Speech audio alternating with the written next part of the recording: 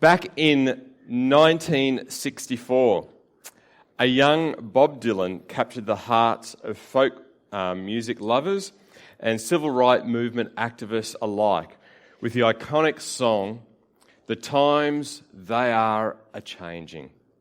If there's one constant in life, it is that of change. So how do we avoid being crushed under the weight of the disco mirror ball of life? How do we not only survive change, but actually thrive in a space where there is this ever-changing world in which we live in? How do we survive it? Well, that was the question that you put to Matt and me as we continue today in our You Asked For It message series. How do we adapt to an ever-changing world? One option is to bob along on the sea of life without a rudder to steer with, allowing the wind and the waves to carry us where they will. But as whimsical and as romantic as that may sound, you potentially end up becoming a slave to the latest fad, going along with what everyone else is doing at any given moment, agreeing with the majority. In a world full of vibrancy and colour, you end up becoming very, very grey. As the 20th century saying goes, if you don't stand for something, you will fall for anything. But then on the other end of the spectrum is that we become fundamentally rigid, uncompromising, immovable, being unwilling to change or accept an alternate point of view. Martial arts champion Bruce Lee has said, "Notice that the stiffest tree is most easily cracked, while the bamboo or willow survives by bending with the wind." And that's not too far from the sacred text, the sacred proverb, which says, "Whoever stubbornly refuses to accept criticism will suddenly be destroyed beyond recovery." And yet, as both extremes can be quite unhelpful for us at best, or have us move into a potentially irrelevant situation because of having a lukewarm living or immovable arrogance, both extremes are possibly the easiest way to deal with an ever-changing world. You think of it, to be faced with change, well, one option is just to go along with it and keep on going along with whatever change is happening. The other option is to say, no, I am not going to change, la, la, la, la, la, go away. And either constant is the easiest way to have you make decisions on how to deal with a world that is ever-changing. The bobbling along the sea option, going along with whatever is the fad or the movement, the fundamentally rigid option, has us choose not to change despite the cost. But if we sit somewhere between either of these extremes, then we will be faced with choices. We'll be faced with the need to adapt. We'll be faced with conflict. We'll be faced with potentially being accused of hypocrisy as we learn and discover new things that have us change our opinion that we once stood firm in. We'll be faced with tension. A while ago, a bloke who had to deal with massive cultural changes. I read about him a while ago.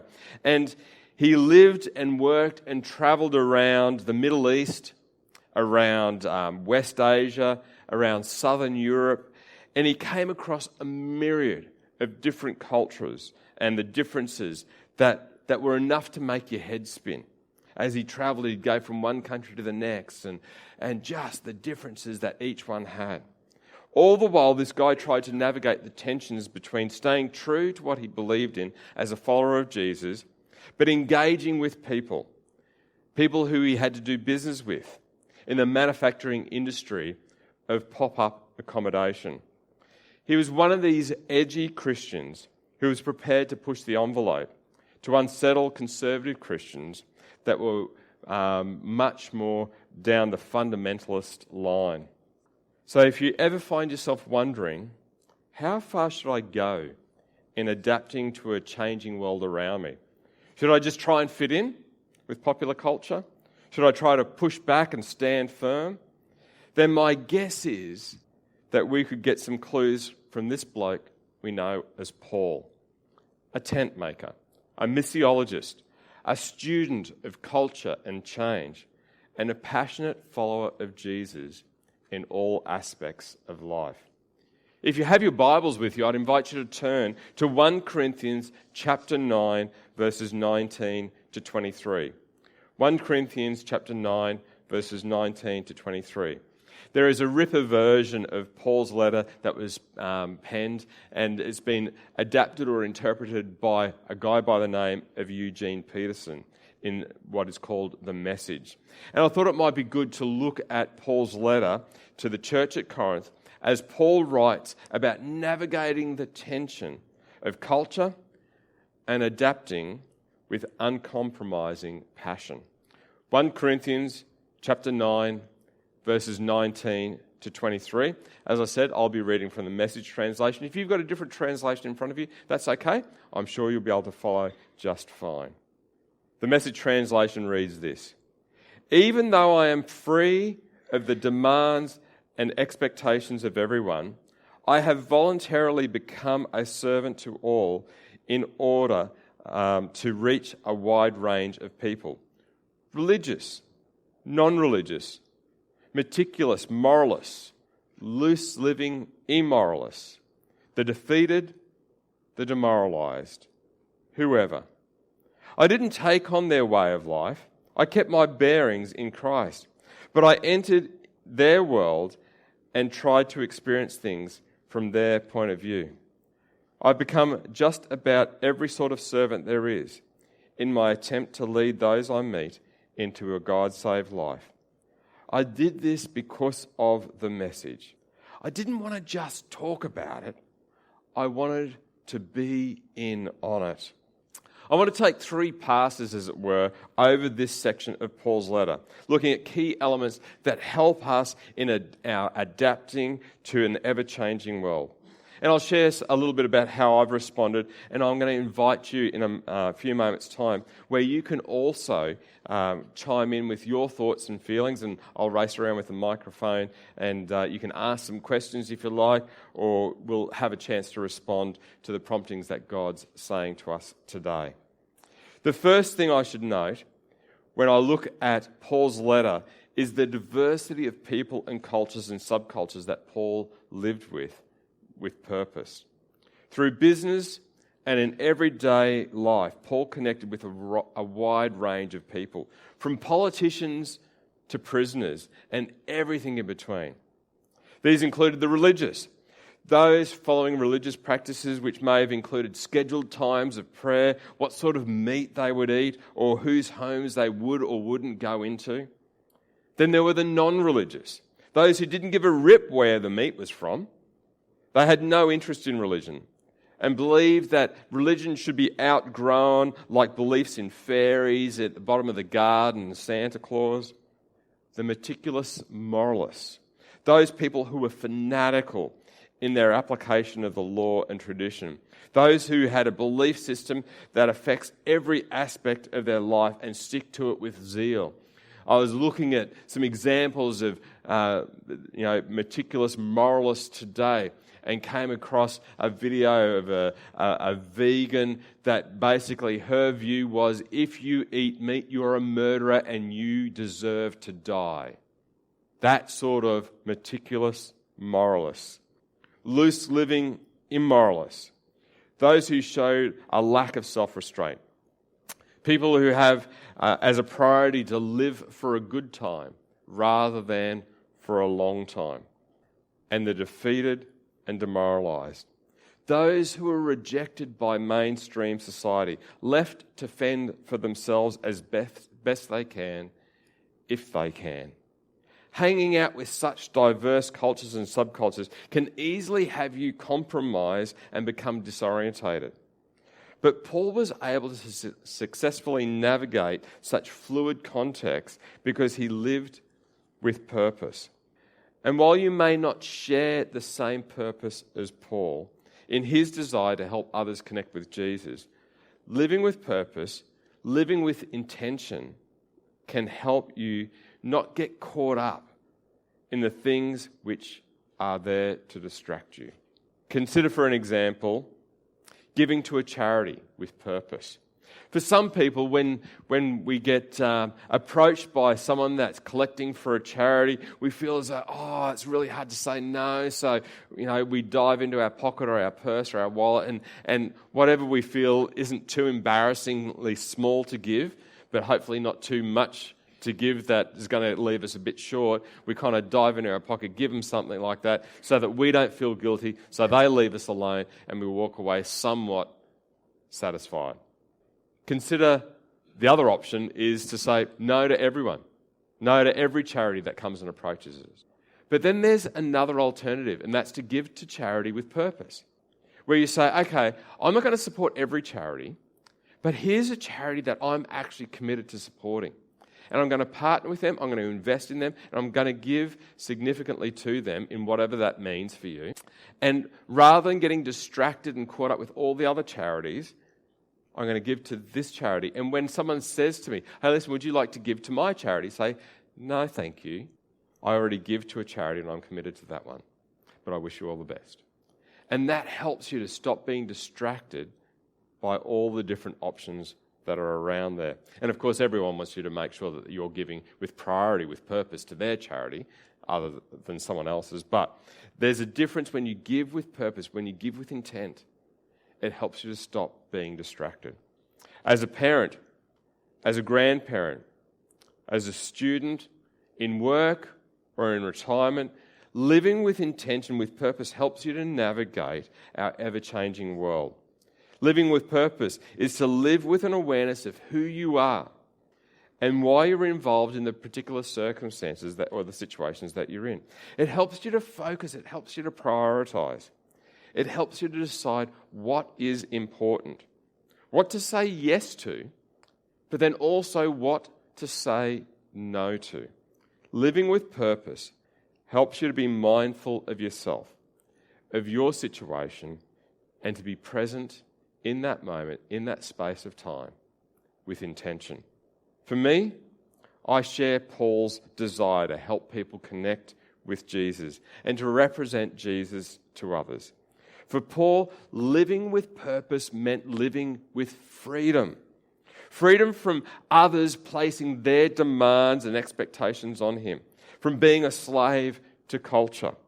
It didn't mean that he was a maverick and lived with disregard to the law or the expectations or the considerations of others. But whether you're a Christian builder, painter, teacher, parent, you do these things out of a desire to honour God, and that helps to bring clarity. When you're adapting to an ever-changing world, living with purpose, as I said earlier, it helps you to prioritise. Living with purpose also helps you to plan. While some people in the world are not planners, there are very few people who live daily without any plans at all. Adapting to an ever-changing world doesn't mean that you are always changing your plans, but when plans are changed, they're based on the purpose rather than pressure from society or media. For Paul, there was pressure on him on a number of occasions to change his plans of what he was doing, where he was going. And on some occasions, we see that he did change his plans, like going to Macedonia, while other times he remained steadfast when he appealed to Caesar. And he was people said to him, no, don't do that, don't go that way. He said, no, I'm appealing to Caesar. And then finally the decision was made, you've appealed to Caesar you will go. For Paul, his plan in life was to connect with people as a servant, not as their superior. To understand life from their perspective by having empathy, understanding their language and how they saw the world around him. As the world around us changes, it doesn't mean that we reject these changes, but we can plan how we adapt, how we change. We become actively involved in the process, in the decisions that are being made, rather than feeling like change is always being forced upon us. We maintain our purpose. We plan to respond to the changes around us, and we remain true in all of that to our core values. For Paul, when he adapted to the perspectives of another, their language, their experiences of the world, he didn't compromise the values or his values or his purpose. He kept his bearings on Jesus. He valued the message of Jesus, and he wanted to live it out. He wanted to be in on what God was doing, not just an observer of what God is doing. You know, for us today, there can be pressures on us in an ever-changing world to compromise our values, to sweep them to one side, or to go along with others so that we can fit in. That's not adapting. That's capitulating. It's giving in and letting the world tell you how to live, rather than making your choices based on your understanding of God's given purpose for it. In a moment, I'm going to open it up for some feedback and questions or comments on how maybe you've adapted to some change, or some of the challenges that you find in adapting to an ever-changing world. As a follower of Jesus, about 15 years ago, I spent some time exploring my core values. I'll go through mine quickly and give you an idea of how they've helped me to adapt to an ever-changing world. There's 10 of them. The first one is community or relationship over individuality. The importance of living in and contributing to community rather than saying, I always want my own way. I'm an individual, you can't fool me. That sort of an adage. No, it's about living in community, living in relationship, and having that as a priority. Participation over excellence. One of the things that's important for me, a core value, is to have people participate rather than saying, oh, well, unless you meet this level, you can't be involved. Now, that doesn't mean that people just do it in an ad hoc, sloppy way. When people participate, we want them to participate to the best of their ability.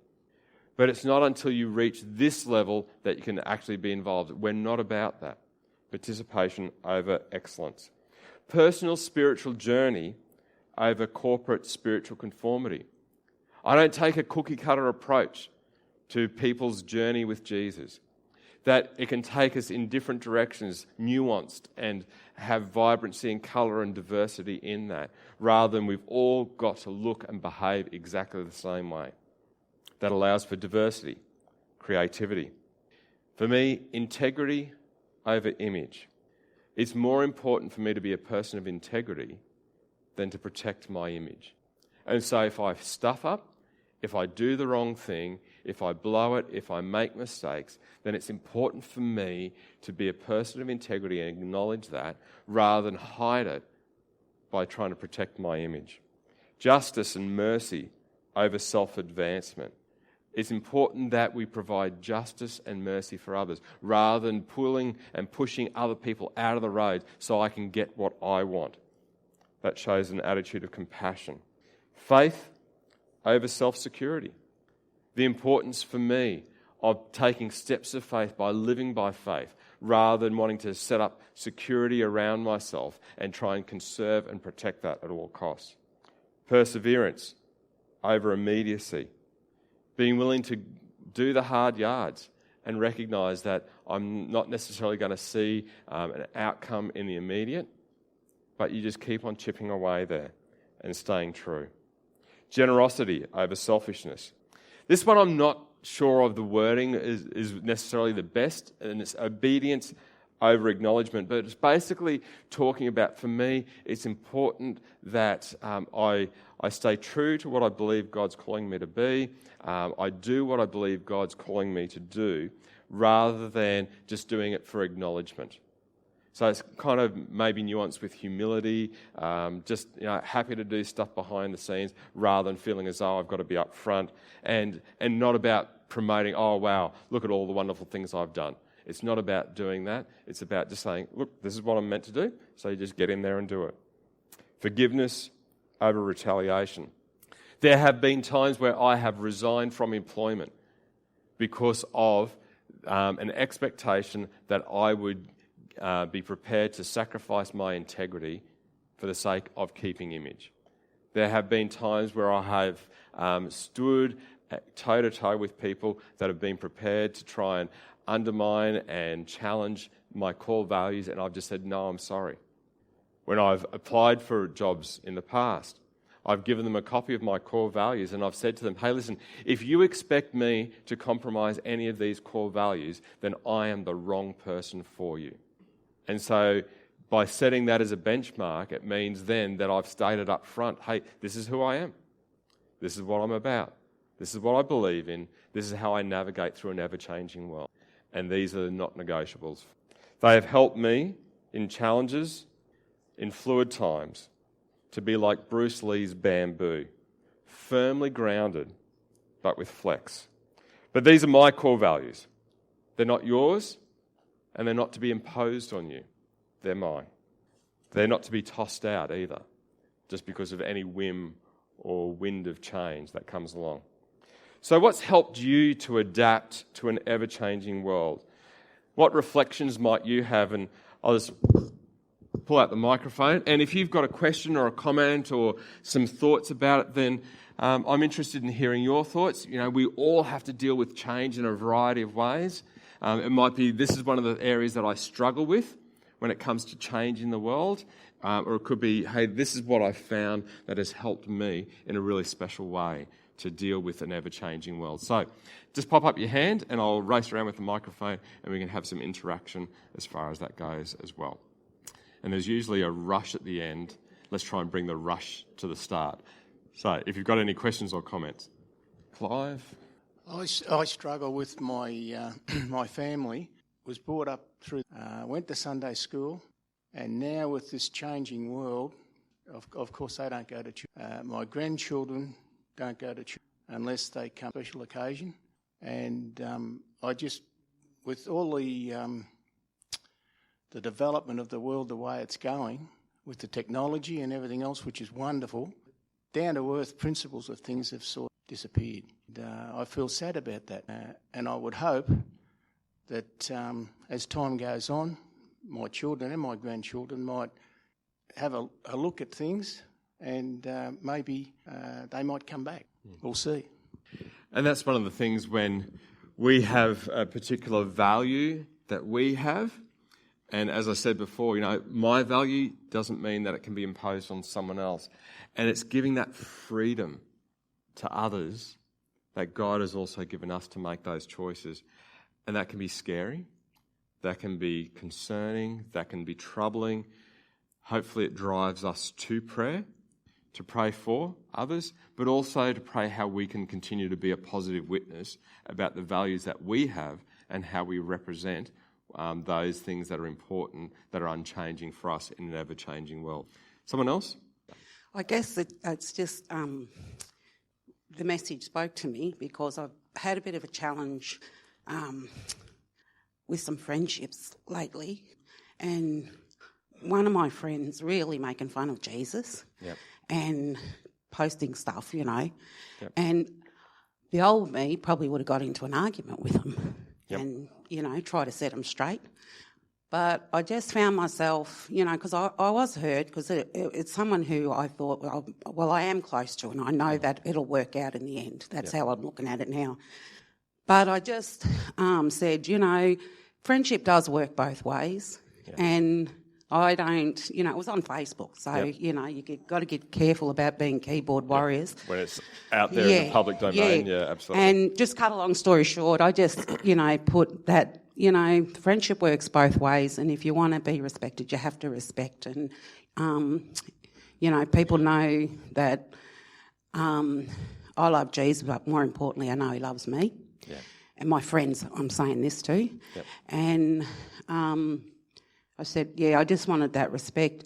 But I feel like in the last couple of weeks, I'm challenged with a few friends. And last night, I feel like the Lord said to me, this is about you, not them. And kindness and showing kindness and mercy and not trying to set the record straight, which I've been brought up to be a very independent person and say what I think.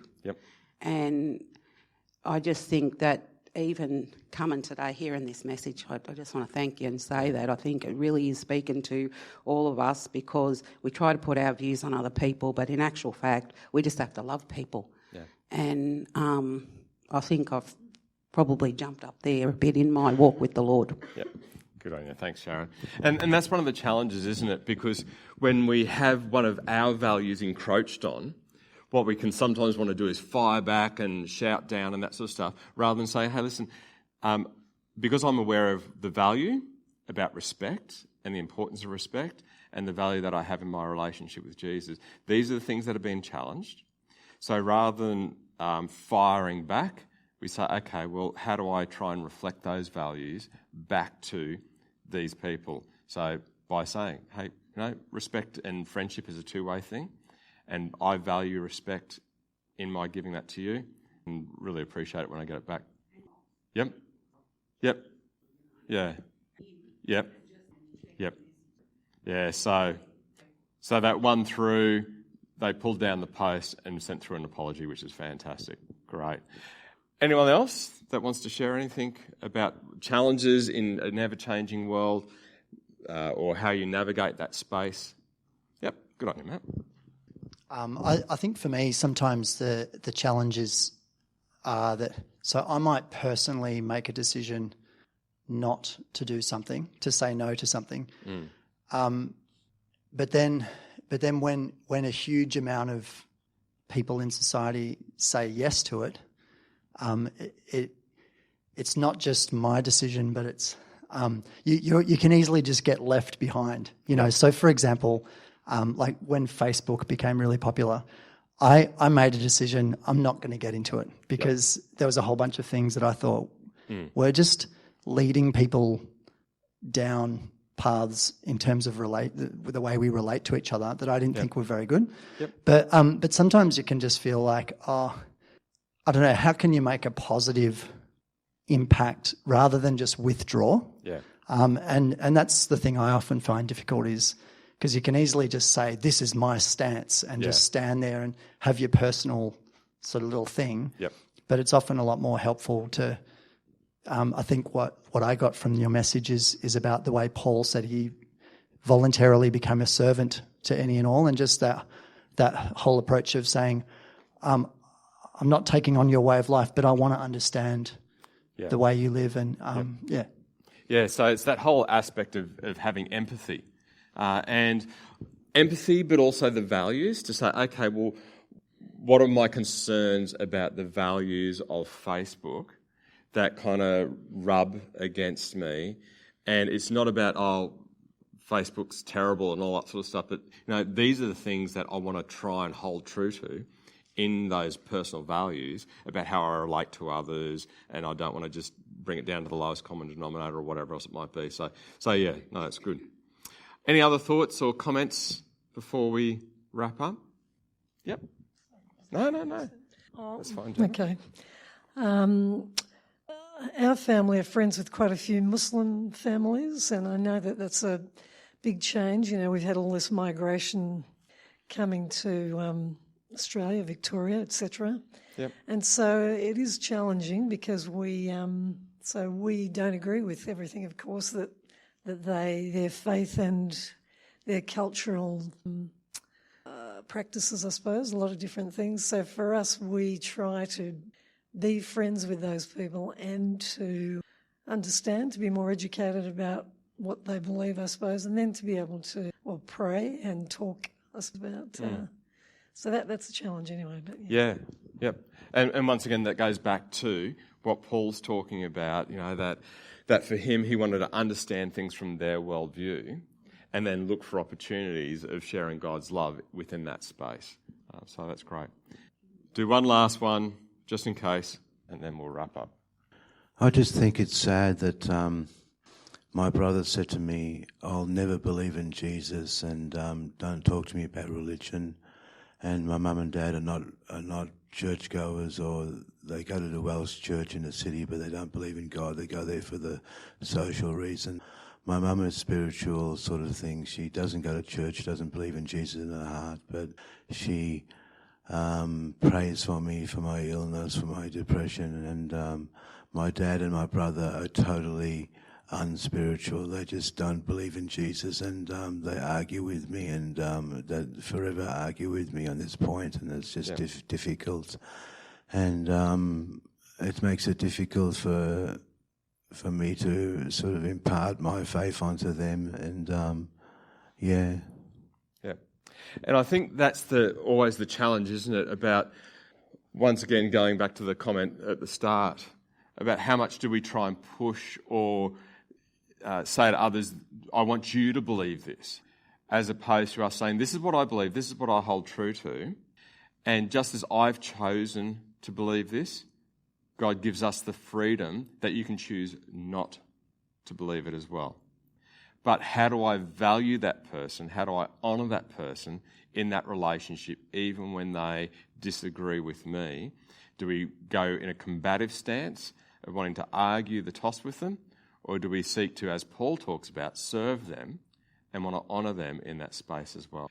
Just some final thoughts or comments for us to reflect on just for a few minutes as we wrap up.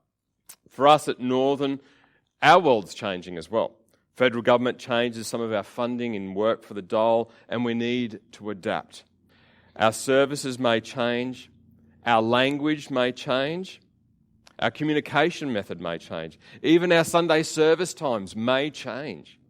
Our staff may change, our building may change, our activities may change to better respond to the world around us. But our values of developing community, deepening spirituality, and demonstrating compassion have not changed. That will help us to plan for the future and to fulfill God's purpose for us as a community of Christians seeking to live lives full of faith in Jesus. So as we respond, as we take some time to respond, I invite you to pull up those cards. And what areas of change bring the biggest challenge for you?